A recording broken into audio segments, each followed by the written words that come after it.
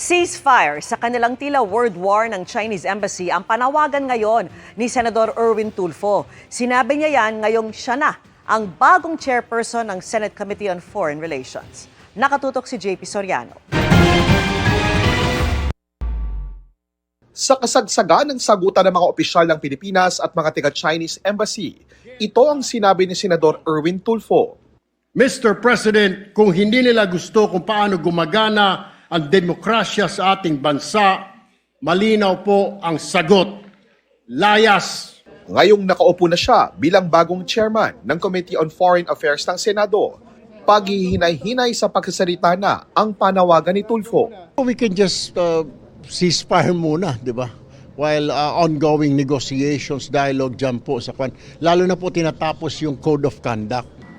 Ang Code of Conduct sa South China Sea ang matagal nang isinusulong ng Pilipinas para magkaroon ng panuntunan kung paano resolbahin ang mga maritime disputes, paano maiiwasan ang di pagkakaunawaan, at ano ang dapat ikilos ng bawat bansa sa pinag-aagawang teritoryo. Nakapanayam ng media si Tulfo matapos niya makipagpulong kanina kay Department of Foreign Affairs Secretary Teresa Lazaro.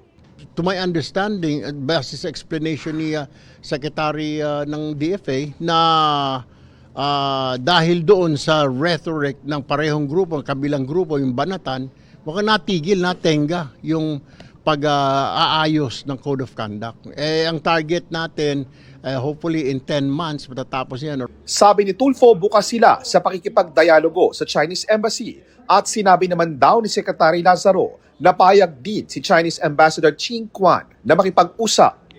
Schedule pa po ng kwan.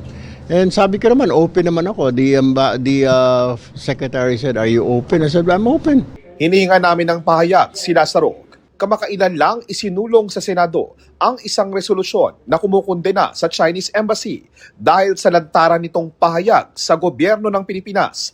Sabi ni Tulfo, hindi na raw pwedeng bawiin ang resolusyong ito at karapatan daw ng Senado ang pagsulong ng mga ganitong resolusyon.